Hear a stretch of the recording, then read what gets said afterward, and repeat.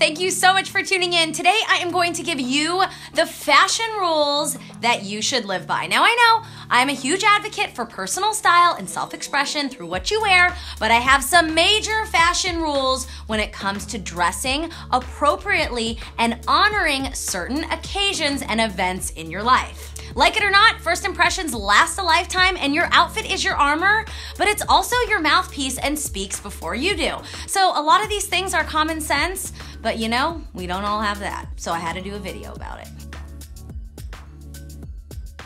Dressing conservatively for a work or job interview could give you the advantage. I know it's crazy, but sometimes if there's two people who are equally qualified and one showed up dressing appropriately for the work environment and the other showed up in like a sequin gown, who do you think is gonna get the job? I'm telling you, it's just the world we live in. You can argue with me, it's just the reality. Do your research, see what is appropriate for that work environment, ask a friend, whatever you gotta do, and wear what makes the most sense.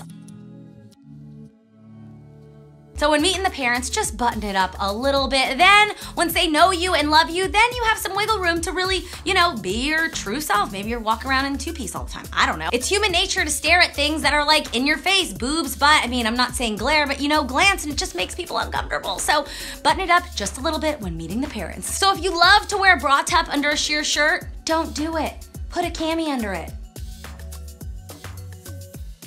Now, I could do a whole episode on decoding dress codes, but I will just touch on a few here. If an invitation states black tie, you should be wearing a gown or a tuxedo. Not to be confused with formal, where you can wear a gown, but you can also wear fancy cocktail, and then they can wear a suit or a tuxedo. Doesn't matter. It's always better to be overdressed than underdressed.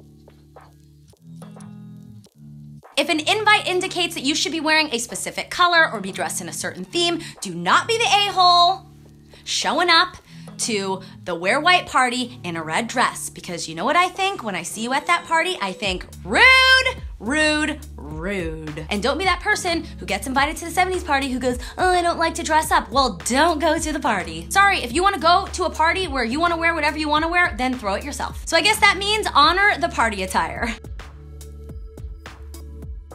I said it once, I'm gonna say it again. There is no excuse for not looking up what the proper attire is for certain occasion and events in your life. Your phone is probably always in your hand, so just look it up. Oh, I'm going to this, what do I wear? Look it up, see what people have worn in the past. And this is not about being a follower. This is about honoring certain events and being respectful. It's so easy to do research now. When I was younger, you know, to do research, I'd either look up an encyclopedia or like mail a letter somewhere. Now, you don't have that issue, so no excuses. And those are my official fashion rules. I would love to hear what you guys think in the comments below. Again, I'm a huge advocate for personal style and what makes you feel the best about yourself, but I think it's common decency and respect to dress appropriately depending on certain life events you go to. But let's get this conversation started. Leave me your thoughts and comments below, and don't forget, if you haven't subscribed and you love this video, click that little button down there, turn it from red to gray or gray to red, I don't know, just click it, and I will see you guys next week. Bye everyone.